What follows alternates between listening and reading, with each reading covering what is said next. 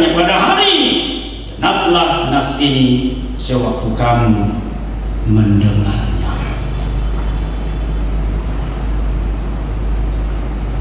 Karena itu seorang juru Injil, John Oswald, seorang penafsir kitab Yesaya yang saya percaya, dia berkata begini, this chapter is not only the messianic chapter, because the Messiah is not merely promised or announced, but it is depicted as ruler, the greatest ruler. Pasal ini bukan sekedar pasal Mesias, sebab Mesias yang disebut di sini bukan hanya Mesias yang dijanjikan atau yang diumumkan, tetapi sekaligus dia digambarkan sebagai raja yang sangat berkuasa. Siapakah itu? Yesus. Hati saya terharu tadi waktu kita menyanyikan sembarang puji Dia, sembarang puji Dia, sembarang puji Dia, Tuhanku. Dia Raja. Tadi kur, Dialah yang lama dinantikan. Dengan perkataan lain sangat jelas bahwa masalah bangsa Israel hanya bisa diselesaikan oleh satu pribadi yang dijanjikan. Sebenarnya setelah pasal 8 segera sesudah itu kita bertemu dengan pasal 9. Di sana juga muncul bahwa Raja nama itu yang bisa menyelesaikan. Ayat yang terkenal itu. Yesaya 9, tadi pasal 8 kita baca bagaimana Asyur akan dipakai menghabisi umatnya. Lalu pasal 9 ayat 1, bangsa yang berjalan di dalam kegelapan telah melihat terang yang besar. Mereka yang diam di negeri kekelaman atasnya terang bersinar. Dari kekelaman, bangsa dalam kegelapan, diam di negeri kekelaman suram. Bagaimana mengatasinya? Harus raja itu. Siapa raja itu? Itulah yang kita baca sering di hari Natal. Seorang anak telah lahir untuk kita diterima, seorang putra diberikan untuk kita, lambang pemerintahan ada di atas bahunya. Namanya disebutkan orang penasihat ajaib, Allah yang perkasa, Bapa yang kekal, Raja damai. Besar kekuasaannya, damai sejahtera tidak berkesudahan di atas tahta Daud. Di dalam perkara yang mendesarkan mengokohkannya atas keadilan dan kebenaran. Puji Tuhan. Kiranya semua kita yang kumpul di sini memiliki kristologi yang kuat. Kalau Tuhan mengaruniakan kepadamu otak yang tajam, beban yang dalam, belajar teologi, karena kristologi sekarang sedang dicoba dibongkar sampai ke fondasi paling dalam. Saya bersyukur dari berkantas boleh saya belajar teologi sampai tingkat tertinggi. Orang bertanya, bagaimana itu bisa? Saya juga berkata, saya juga nggak tahu. Oh, puji tahu juga. Kok saya bisa sekolah setinggi ini? Dan saya berkata, mungkin ini. Bukan mungkin. Ini benar-benar kedaulatan Allah, begitulah. Sebab sampai sekarang hanya Dia yang begitu, yang lain belum begitu. Ngerti maksud saya hanya Dia ya?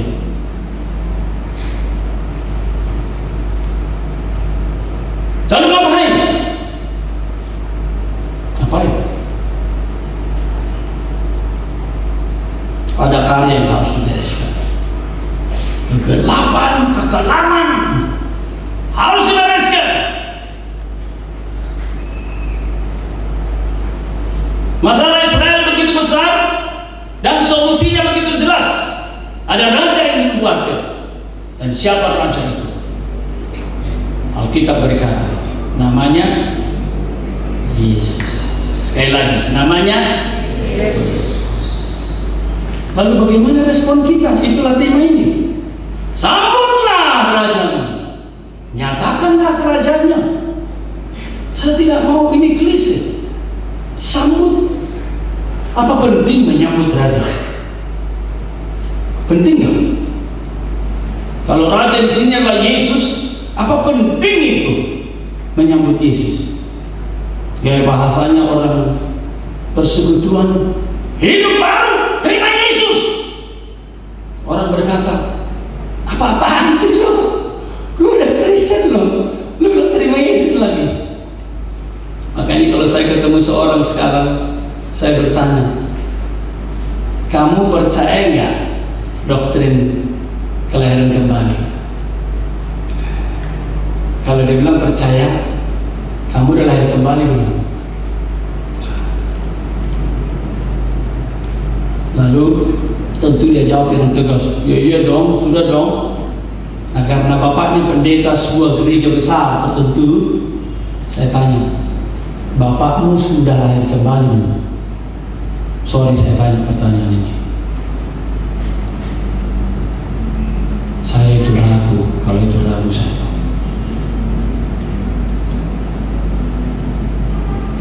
Nah ini makanya pertanyaan, sambut rajamu. Ini menjadi pertanyaan buat kita.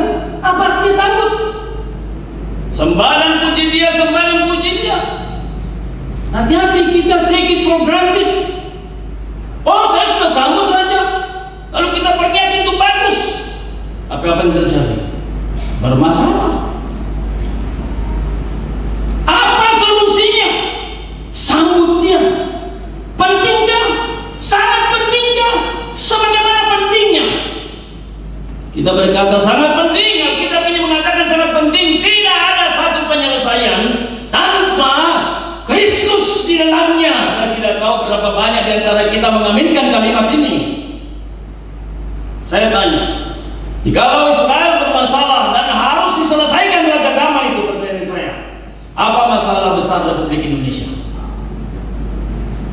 Ada berkata kemiskinan, ada yang berkata hukum sudah tidak karuan, jaksa, hakim, pengadilan benar-benar mohon maaf sama yang baik. Pendidikan katanya, oh masalah pendidikan, pembodohan di mana-mana. Di Papua itu, aduh menyedihkan katanya. Puji Tuhan si Yohanes Surya menghasilkan orang Papua Olimpiade. Tapi ada orang Papua yang SMP tapi membaca aja gagap katanya. Gelagapan membaca. Pendidikan. Apa lagi? Kesehatan dan seterusnya. Tapi di alumni kemarin waktu Taman Nasional saya berkata, the heart of the problem is the problem of the heart. Can you please repeat with me? 1, 2, go. The heart of the problem is the problem of the heart. Karena itu saya ingin menyerukan di sini masalah manusia, masalahmu, masalah republik, dosa. Mengapa pribadi rusak? Katakanlah sekolah, orang tua setengah mati menyekolahkan, tapi anaknya tumas, tumor malas. Yang penting cepat-cepat lulus. Masalah keluarga, berapa banyak istri yang datang sama saya menangis, dia berkata, Pak Pendeta, suami saya sudah berselingkuh. Saya sudah peringatkan sebelumnya, saya sudah tegur perempuan, ini baru terjadi seminggu yang lalu, dia menangis dan saya sudah berkata, kau sangat sembarangan sama suami saya, dibalik dengan bacaan sembarangan ngomong, ini bukan perempuan murahan. Singkat cerita, ya sudah kalau begitu. Kalau ini murni karena bisnis, teman bisnis. Ternyata Pak Pendeta, suami saya beberapa malam yang lalu dia sujud pada saya. Dia berkata, Mama mau injak saya boleh, Mama mau pukul saya boleh. Memang benar saya sudah berselingkuh dengan dia.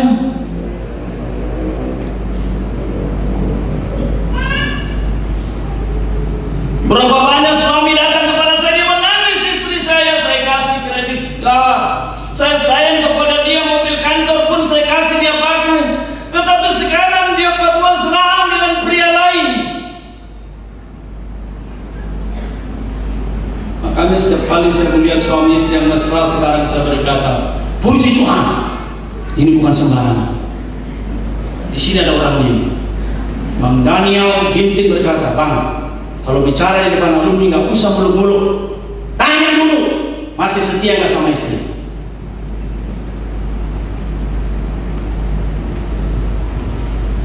Seorang suami yang saya bimbing, dia berkata begini, Pak Pendeta, betul, Bapak betul, memang saya sedih sama istri saya. Dia frustrasi. Kalau dia teriak dulu, dia berkata tidak. Kaget saya. Saya kaget saya. Loh, kalau begini kenapa saya dipanggil kalau begini jadinya? Teriak-teriak, jam 2 pagi. Itu mata saya ganjal-ganjal itu. Bisa dengar dia. To make the long story short, akhirnya mereka berdua mau dipulihkan. Berjanji keempat kalinya, saya pasti bertobat. Ya, keempat kalinya. Makanya dia bilang, tidak. Pak Pendeta, sudah 3 kali kalimat ini di hadapan pendeta dia sebut, tidak melakukan lagi. Lalu saya berkata, lalu gimana itu Pak? Kasihan dong istri sampai stres seperti itu. Teriak seperti itu. Saya benar-benar bertobat Pak. Tapi dia tak percaya. Dia berkata, gimana cara saya meyakinkan Pak? Ya Bu, gimana Bu? Lanjut atau saya pulang aja? Terus dia ngomong, benar nggak sih Bapak mau bertobat? Dia berkata, benar Ma. Apa buktinya? Itu firman yang Pak benar, makasih. Kemarin-kemarin kan nggak pakai ayat saya bertobatnya.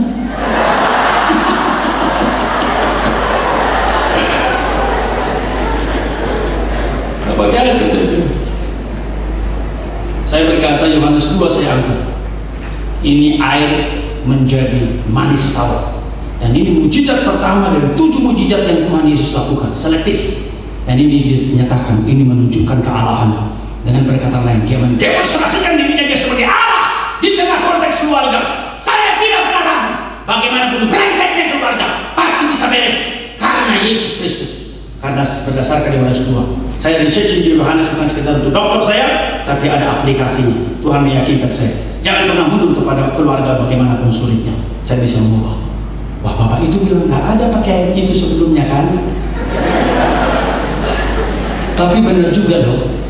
6 bulan kemudian saya telepon ke pendetanya. Pendetanya bilang, sekarang majelis yang sangat baik. Tuhan sanggup mengubah, you can change, yes. Ini bukannya Pak SBY dia bisa ini. Kita bisanya SBY beda sama bisanya Tuhan Yesus. Maka kalau memang sanggup benar ini. Masalah pendidikan amburadul ya. Masalah Departemen amburadul ya. Departemen Panterusak apa? Departemen agama. Karena apa? Kita boleh belajar agama sebanyak-banyaknya. Tapi kalau Yesus itu tidak di dalamnya, bukan lack of knowledge, tetapi lack of ability. Nanti kalau teman-teman alumni menerima surat cinta dari saya, seperti biasa surat penggembalaan, judulnya adalah Natal dan Komitmen. Intinya adalah Yesus datang untuk apa? Sebab Yesus, karena dialah melepaskan umat dari dosa. Dan Yesus mati di kayu salib, selesai apa yang diselesaikan? Dosa. Berarti saya berkata, biarlah setelah Natal ini alumni semua punya komitmen, makin benci dosa, dilihat atau tidak dilihat orang. Saya akan benar kepada istri, kepada suami. Dilihat atau tidak dilihat orang, saya akan benar kepada papa, mama saya. Dilihat atau tidak dilihat orang, saya akan benar terhadap bos saya di kantor. Orang lain bisa korupsi, saya tidak demikian. Sambutlah rajamu. Izinkan saya berkata, this is the only solution for your problem. Jatuh bangun, jatuh bangun, jatuh bangun. Jangan lawan secara etika. Katakan Tuhan, saya jatuh lagi sama pornografi. Tuhan jatuh lagi sama narkoba. Tuhan jatuh lagi saya. Tidak usah bersuara, tidak apa-apa. Nanti kalau kau bersuara dengan setan, setan pun akhirnya, oh diam. Dalam hati aja, bisik-bisik. Kalau bersuara ngomong kencang aja, ku menang bersama Yesus Tuhan. Setan dengar, oh dia udah menang itu. Habis itu doa. Sebenarnya tadi saya beriman aja Tuhan. Saya berulang-ulang gagal Tuhan. Setelah saat teduh, saya lari lagi pornografi Tuhan. Di proyek-proyek saya banyak mengambil uang Tuhan. Dalam hati aja, jujur. Seperti lagu saya, Tuhan Yesus ku sadar ku lemah, Tuhan Yesus ku sadar ku amat hina. Jujur. Kalau itu terjadi, apa yang terjadi? Perubahan terjadi. Perubahan. Lihat ayat yang ke-6. Serigala akan tinggal bersama domba. Pernah nggak dia serigala tinggal sama domba? Tadi saya mau renung siang-siang ayat ini kembali bermeditasi. Tuhan itu omong kosong itu semua firman. Orang geli baca itu. Serigala tinggal sama domba, macam tutul berbaring di samping kambing. Coba kalian lihat Animal World. Disaksang itu semua itu. Dihabisin itu. Sama buaya dimakan itu yang yang lagi minum, kambing lagi minum, singa diam-diam terekam habisin itu. Anak lembu, anak singa harus makan rumput bersama. Seorang anak kecil menggiring.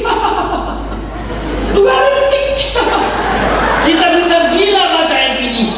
Anak kecil menggiring, padanya pun nggak bisa giring. Biar dia memahami hukum. Ini hukum, kekuatan, keadilan, kebenaran. Jangan yang kuat menghina yang lemah loh. Singa berkata, amin. Maka lembu beruang sama-sama makan rumput. Gimana caranya? Lembu beruang sama makan rumput. Anaknya sama berbaring. Singa makan jerami seperti lembu. Kapan? Singa makan jerami seperti lembu. Ini kapan? Dan perhatikan, anak yang menyusu akan bermain-main dekat ular teduh. Anak menyusu main-main ular teduh. Habis.